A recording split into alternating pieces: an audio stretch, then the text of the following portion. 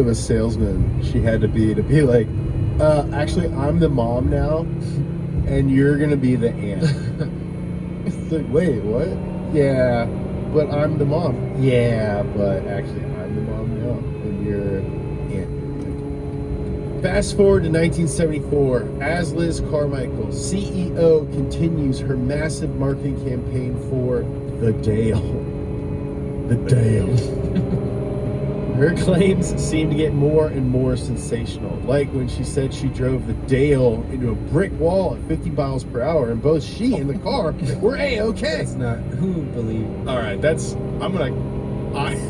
I backed into my apartment building a couple of days ago at like 2 miles an hour, and it was like the loudest sound I've ever heard. This is Dude, I had to back a 50 pickup truck into the Jetta for a car parts ad, and it was... Oh, I know, it was almost impossible. My body barely let me do it. Yeah. It was like, are you sure, dummy? Like, yep. We've pitched that a bunch. No one will let us do it. Like our insurance. Nolan and I have both been like, I want to wreck a car. There's like a specific guy that they used to test, like how cars rolled and crashed and stuff, and he just would do like hop in a car and go 40 and then just like take his hands off the wheel and just like fly off the road, and he was like fine after every crash. So what we're saying, like driving a plastic car into a brick wall at 50, he's going to do a little bit more than what Liz is claiming here. That's the equivalent of like a kid being like, my dad's James Bond. Yeah. And this is before the internet, so no one can like look up a video and call her a liar. Like James Bond is like based on my dad. I told you about that kid who I went to school who said his dad made the steps in GoldenEye, right? That's a sick lie. Oh yeah. Nah, I think that my dad made the steps in GoldenEye. It's like just plausible. My grandpa is the reason you can't use cell phones at a gas station. Yeah, it's like, how do you even check that? And because of these awesome lies, somehow more and more Dales are purchased on pre-order. But there's just one problem. A working model still doesn't exist. Whoa. All Liz had was an engineless showroom model. This made her next promise even more incredulous. Liz vowed to have the Dale in the driveways of American consumers by 1975, just a year away. 1 year is an insanely tight timeline, okay, for R&D and production, especially for a brand new company. It seemed unfathomable, but Liz was convinced, and so were the investors. I mean, the De Tomaso Mangusta, I think, or it might have been the Pinter or something, went from design to production in like 9 months. So it's not impossible, it's just, for a car company that doesn't exist already, this is basically impossible. Yeah. Despite 20th Century Motors looking legit on the outside, employees recall an unconventional workspace. Questionable characters with apparent mob ties hung around the headquarters, and Liz doled out paychecks and fat stacks of cash, which is, I'm pretty sure, illegal. Enthusiasts from all over would flock to Liz to invest their time, money, and labor in the project. Oh, so we might get into this, but so if someone pre-orders a car, you're not allowed to spend that money. Yeah, that makes sense. You have to hold that in like basically escrow. So like she's paying to develop the car with the pre-order money, which is like super illegal. Yeah. I didn't know that. I thought it was like the pre-order was kind of like a wink way of being like, hey, that's like put some money how to do Kickstarter this. works now, but like you needed seed money back then and investors, and not like bankroll R&D off of pre-orders. Yeah, and also like Kickstarter, once you raise the money, if you don't deliver the product, you have to give the money back. Yeah. So essentially Kickstarter is acting as escrow. You see, so like we just launched our new car collectible Stocky on Kickstarter, and we reached our fund. We are fully, quote unquote, fully funded, and we did that in 8 hours, which is awesome. But like now we're at the point where we're like not embarrassed, right? But we are on the hook to make all that stuff. So now we're far enough into it where it might really hurt our company because we're not going to make. Right now we're not making any money. We just have to make all these toys. Yeah. So like that's what fundraising is. So she never turned investors away. So the R&D lab ended up being filled with random workers with no purpose. This annoyed the OG engineers, who grew suspicious about what they'd gotten mixed up in. That would be annoying. Yeah, as 1974 wore on, troubles seemed to close in from every angle. The car wasn't coming together and money was running out. Employees were embittered as their paychecks trickled in late, if at all. Media personalities questioned the project's legitimacy as 20th Century Motors ran into legal trouble with the state of California. But in her magnetic way, Liz rallied the team. She had an upcoming meeting with Japanese investors, and she claimed that this would fix everything as long as they could whip together a running Dale for the demonstration. This high-stakes meeting that would decide the company's fate would be the car's first ever test drive. Against all odds, Liz's team managed to slap together a working model for the investor meeting. As a gaggle of Japanese businessmen watched on, engineers John Griffiths and Hans Hansen climbed into the two-seater. Griffiths hit the gas and miraculously, the Dale took off. For the first time ever, there was a glimmer of hope that the car Liz had been peddling to investors might actually come to fruition. That is, until the driver made a sharp turn and the Dale did what Liz claimed was impossible. It flipped. I mean, why would you yank it and even get close to flipping it if investors are watching? The investors were out. So in the documentary, everyone involved at this moment was just basically like, and then he, like, basically that. They were just like, why did he do, like, he literally didn't have to do that. and he hot dogged it. Yeah.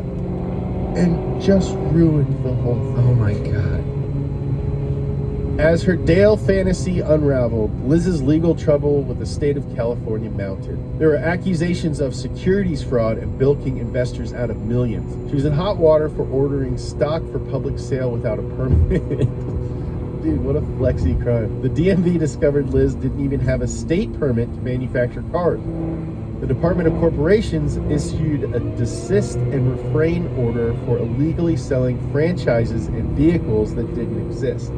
Investors demanded a return on their money, but there was no money to be returned. No one enjoyed Liz's downfall more than local KABC TV news anchor Dick Carlson, Tucker Carlson's piece of dad. This is Tucker Carlson's dad.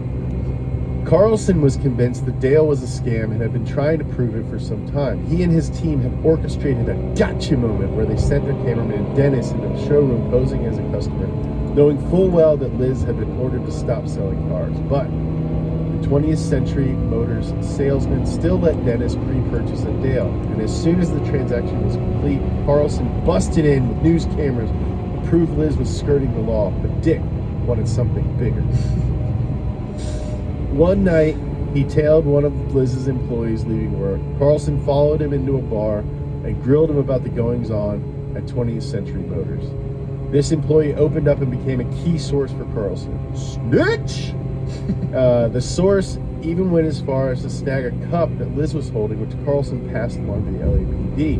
In time, this one cup would seal Liz's fate. So this dude, Dick Carlson, is a real piece of shit. Yeah. And it's like gives you a window into like how his son became such a terrible piece of shit. Yeah. He was like obsessed. And even in the like modern interviews with him, he still like misgenders her and it's just like so disrespectful, and you can tell he's just like one of those old school dudes is like ugh. But like obsessed with ruining this woman's life. Yeah. Early 1975, in the midst of all this bad legal attention in California, Liz took what was left of the investment money and moved the company headquarters to Dallas. Here, she rebranded the Dale as the Revette. You'd think she'd be trying to lay low, but Liz did the exact opposite. Liz announced that 20th Century Motors would build a $1 million research lab in Dallas, set to produce 88,000 cars that year. She even convinced the Price is Right game show to include a showroom model of the Revette as a prize. Rather than scaling down, she started marketing other three-wheeled vehicles like the Vanagon, a three-wheeled station wagon. Also, already a name of a car. Yeah. But just weeks after relocating to Dallas, the weight of the California justice system came crashing down on her. Liz received an injunction from the California Superior Court stating her company was unable to actually produce a car and was indicted for grand theft and fraud. Authorities came to arrest Liz in her Dallas home, but once again, old slippery Liz escaped with her family in tow. Dinner was still on the table. She was always a half step ahead. But the authorities didn't come up totally short. It was in her Dallas home that they discovered Liz's wigs and padding, and began wondering if Liz Carmichael was really who she said she was. I can't even get my kids to get ready for school. Like, how did she get them just to run out of the house and leave forever? My kids won't even call me dad. They call me slave. I don't know. I like the term bad legal attention. Guys, I'm getting some bad legal attention. Bad legal attention right now. Back in Los Angeles, the LAPD got fingerprint results back from the cup and were shocked to find it matched Jerry Dean Michael, a man who'd been on the lam for decades. This paired with the evidence found in Dallas revealed Liz's secret past. Dick Carlson got the scoop and outed Liz on live TV. For dramatic effect, the program cross-dissolved between photos of Liz and Jerry, while Carlson peddled the narrative that Liz was impersonating a woman to evade capture. All told, Carlson and his team devoted 27 segments to Liz and the Dale drama. Oh my God. Yeah, like you said, James, just Obsessed. obsessed. You know? As more and more outlets picked up the story, Liz was ridiculed, misgendered, and made an absolute mockery of. People seemed more offended by Liz's transness than her alleged fraud.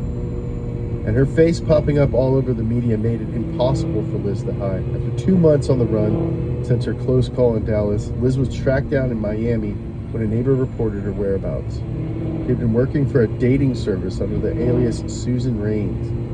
Liz was arrested on April 12, 1975, and extradited to LA to stand trial for her crimes, old and new. Wow. Dang, all over the U.S. I just want to make it clear that we're not saying that this woman didn't deserve to go to jail. No, of course not. She's a fraudulent person. Yeah, for sure. Despite identifying as a woman, Liz was put in a men's jail while awaiting trial. Here, she endured awful conditions. She was denied hormone medication. Fellow inmates severely beat her while prison guards refused to intervene. With 2 black eyes and a swollen face, Liz hunkered down in her cell and spent 14 months studying law in preparation for her case. As the court proceedings began, it was clear Liz was on trial as a trans woman just as much as she was on trial for fraud. The media would poke and prod at her gender identity, to which Liz once snappily clapped back, "Whatever claim to fame I have is as a producer of automobiles and not a sex change artist." During a landmark hearing, it was decided that Liz could dress as a woman and be addressed by female pronouns throughout the trial. She was a woman in the eyes of the courts, which was actually a momentous new benchmark and recognition of personhood for trans people in the U.S. justice system. But the real fireworks came when Liz ditched her counsel and opted to represent herself. Never a good decision. I mean, she spent, 14 months studying law? Oh, okay. That's it? That's all you got to do?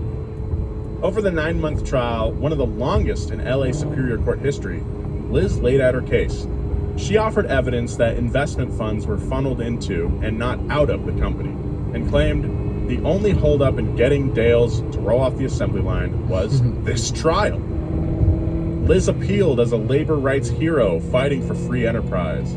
She was doing something good for America, but the state of California was interfering with her right to be an entrepreneur, and a female entrepreneur at that. She insisted she never intended to dupe investors out of money. The Dale was viable and just hitting a snag at the moment. As Liz's daughter Candy put it, quote, "The woman was a woman, the car was a car." I love that her defense is like, I can't make cars because you're making me stay right here. If I wasn't here, I would be making the cars. Listen, Yeah, pretty bold. we gotta get the demo tapes so that we can sell the album, so that we can pay you. It's like it's such a good scene from Boogie Nights. Yeah. You gotta give us the masters so we can make the hits, so we can pay for the album. But the prosecution chipped away at Liz's story, and the real nail in the coffin came when jurors were allowed to inspect the Dale up close.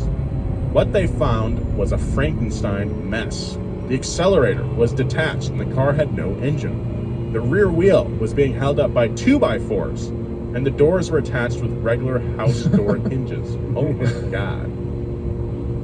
Oh my god. This sounds like a car we'd find in one of our Craigslist challenges, James. Parts of the car were... Vivian wasn't up for life on the run anymore. The kids were allowed to choose who they wanted to go with, and they picked Mommy Liz. Two women's... What? I mean, that's all they know, though. Like, why? Yeah. It's like Yeah, something different to stay somewhere. fair enough. Hey, we're going to Lincoln. We're gonna get Nebraska. Sonic. Yeah. In 2 miles, use the right 2 lanes to take the I-77 north exit toward I-79 Parkersburg. Bang. Yeah, and yeah, Liz does seem like the kind of mom who's like, you guys want to go to Waffle House for dinner? Yeah. Like, I don't know, Applebee's? The two women separated amicably, keeping in touch when they could, but a few years later, Vivian died of cancer. Liz never stopped loving her. She put up a beautiful photo of Vivian with her 2 fluffy white cats everywhere they lived, all over the U.S. for the next 8 years. Yeah. 8 years on the During run. those 8 years, Dick Carlson, the man who outed Liz on live television, grew paranoid. He was convinced that Liz was going to hunt him down and take her revenge. I got a video!